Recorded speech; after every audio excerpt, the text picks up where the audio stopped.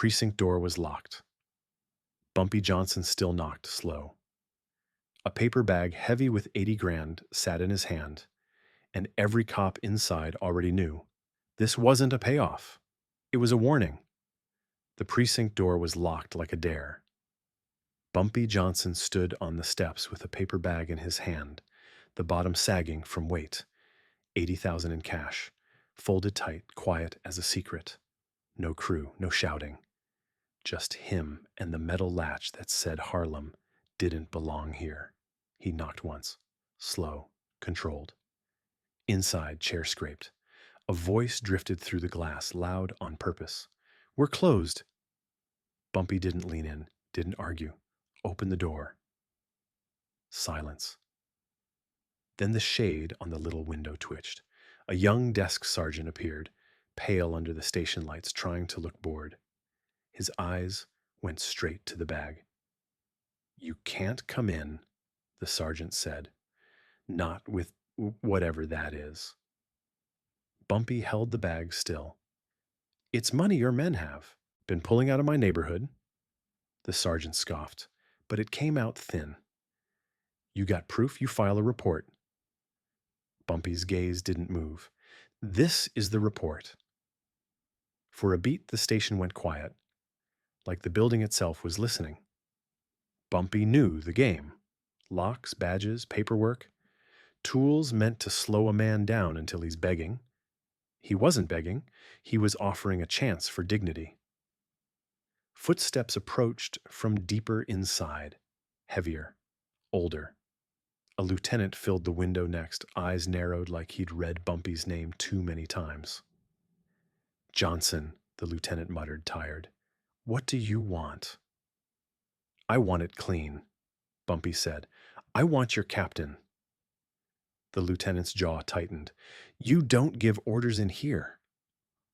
Bumpy nodded slightly, almost polite. "Then stop taking orders from whoever's been shaking down shopkeepers."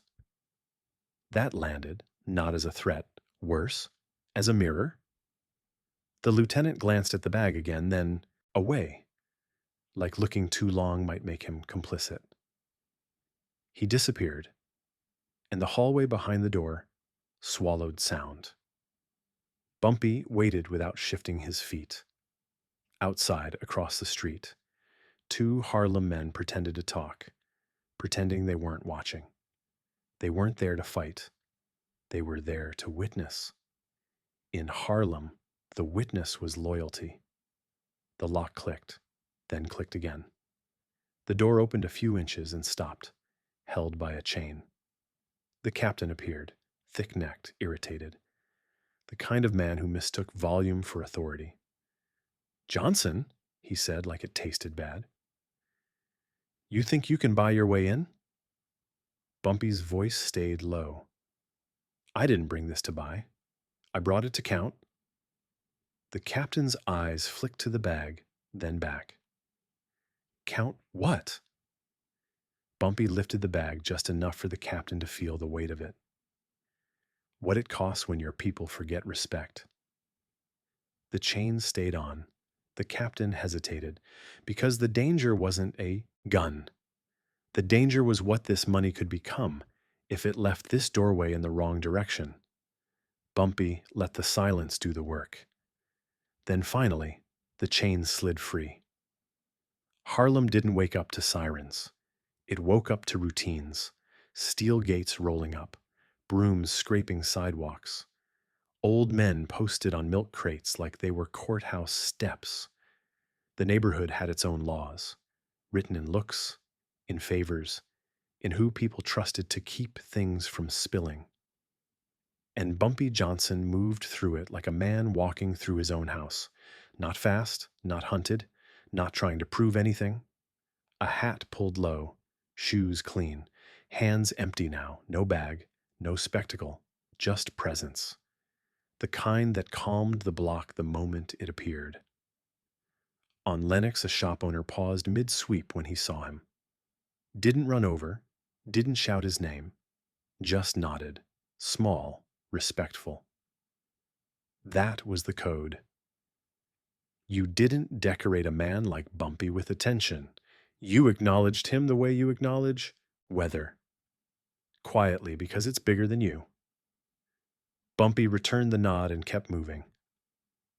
He passed a group of young men leaning on a brick wall, sharp suits, sharper eyes. They watched him like hungry dogs watch a closed kitchen door. One of them smirked. He went downtown with a bag of cash, he muttered, loud enough for his friends to laugh. That's wild. Bumpy stopped. Not quick, not angry, just stopped like a streetlight turning red. He turned his head slightly, not even giving the boy his full body. Wild is loud, Bumpy said. I don't do it out loud. The laughter died in the boy's throat. The others straightened, suddenly remembering they lived on blocks where reputations had consequences. Bumpy didn't press it, didn't embarrass him further. That was the point. He wasn't collecting fear. He was collecting control.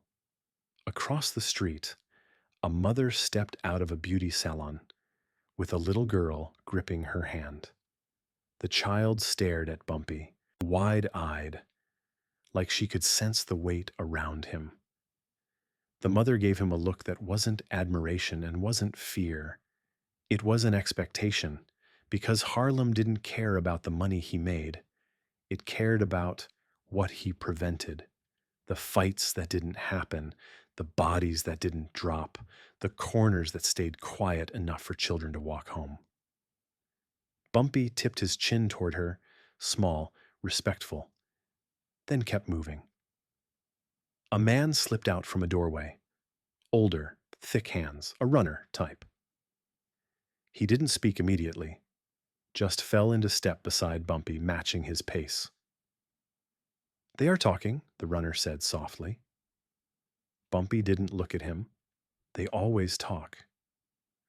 Not just Harlem, the man added. The Italians heard you walked into a precinct with cash. Bumpy's face stayed calm. Let them hear. The runner swallowed. They think it means you're trying to buy protection. Bumpy finally glanced over. One slow look that made the runner feel smaller. I don't buy protection, Bumpy said. I will provide it. They walked on, past a church where a deacon watched from the steps, past a barber shop where clippers buzzed, and then paused when Bumpy passed, like even the sound showed respect. This was Bumpy's real precinct. No locks, no chains. Just a neighborhood that stood with him because he stood for it. And whatever he started downtown, he was bringing it back here. Not as violence, as ordered. Money looks different when it isn't meant to be spent. Bumpy sat in the back room of a quiet Harlem barbershop after hours, the chairs turned toward mirrors that reflected nothing but darkness. The kind of place where men spoke low and meant every word. A single bulb buzzed overhead like it was nervous. On the table, the same paper bag, now open. Stacks of bills sat like bricks, neat, accounted for. $80,000 didn't smell like perfume in Harlem. It smelled like pressure, like hands, reaching where they didn't belong. A trusted man across from him, older, careful, kept his voice down. They're squeezing everybody. Numbers runners, shopkeepers, even the church raffle. Cops don't even hide it now. Bumpy didn't flinch. He separated one stack from another with his thumb, calm as a banker. Because somebody told them they could. Somebody downtown? The man asked. Bumpy's eyes stayed on the money. Somebody who thinks Harlem is a drawer you can open whenever you're short. He pushed a stack forward, not as payment, more like proof. This is what they've taken in weeks, he said. And that's just what we can count, the man swallowed. So what's the play? You hit back? Bumpy looked up slowly, and the room felt colder. Hitting back is what they expect, he said. They want a reason to bring heat, raids, headlines. A story where Harlem looks feral and they look necessary. He tapped the table once, soft. I'm not giving them that. Silence sat with them. Outside, a car passed. Tires whispered on wet pavement. Somewhere, a bottle clinked in an alley. Harlem sounds. Normal sounds. The kind Bumpy protected. The man leaned in. Then why take the money to the precinct? Bumpy's answer came easy, like he'd already said it to himself 100 times. Because the worst thing you can do to a dirty man is make him handle clean money in a clean room. The man frowned. That captain won't fold. Bumpy finally closed the bag, slowly, sealing the stacks back into darkness. I don't need him to fold, he said. I need him to choose. Choose what? Bumpy stood, coat settling on his shoulders like authority. Choose whether he wants this to stay quiet, he said, or whether he wants the world to learn his precinct has been running collections in my neighborhood. The man exhaled. And if he chooses wrong? Bumpy's face didn't change. Then the money stops being proof, he said, and starts being a weapon. He didn't say how. He didn't have to. In Harlem, restraint was always the first move. But it was never the only one. Word reached the Italians the way it always did. Quiet, fast, and dressed up as a joke. In a back room downtown where cigars burned slowly and men talked like they owned tomorrow, someone chuckled into his glass. Bumpy walked into a precinct with a bag of cash, he said, like he's buying himself a badge. Laughter moved around the table, controlled, confident, not the kind that came from joy, the kind that came from men who believed Harlem was a problem that stayed in its lane. They didn't see the door, they only saw the lock. And in their minds, any black man standing outside a precinct was standing outside power. One of them leaned back, smirking. He wants respect from cops now. That's cute. Another man, older, didn't laugh as loud. He tapped ash into a tray and narrowed his eyes. Bumpy ain't cute, he muttered. He's patient. The room quieted just a notch, because patience was the one trait mob men respected and feared. Patience meant a man could wait longer than you could stay awake. But the younger one waved it off. What's he gonna do, write a complaint? They laughed again. And that was the mistake. Because what they were really laughing at was the idea that Bumpy could move in spaces they thought were reserved for them.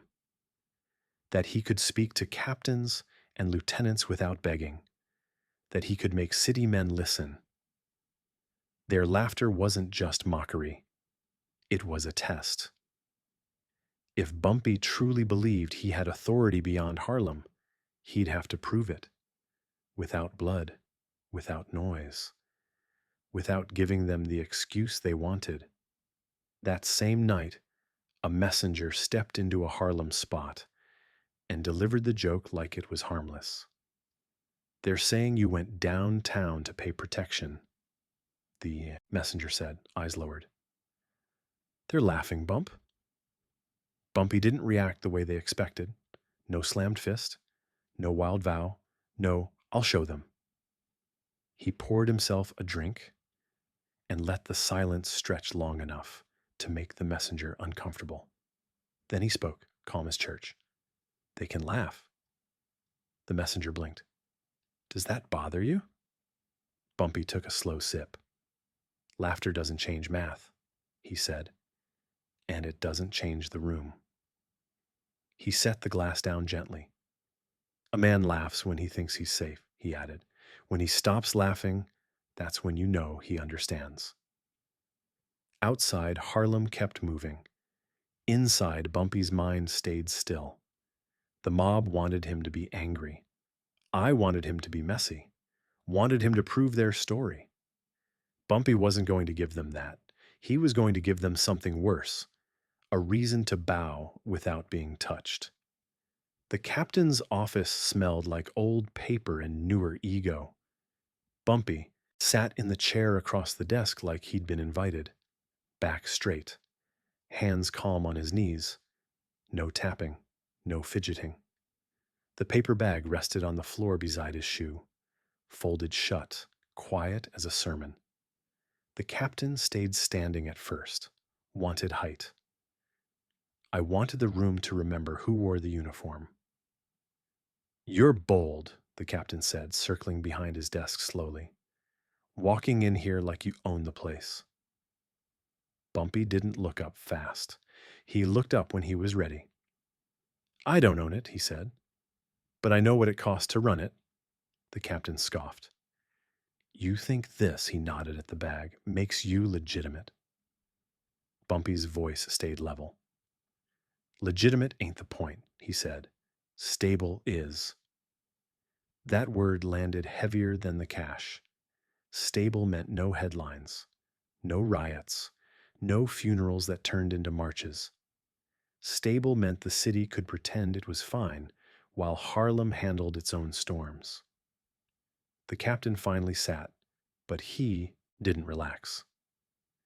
"You're here to accuse my men," he said, "to embarrass this precinct."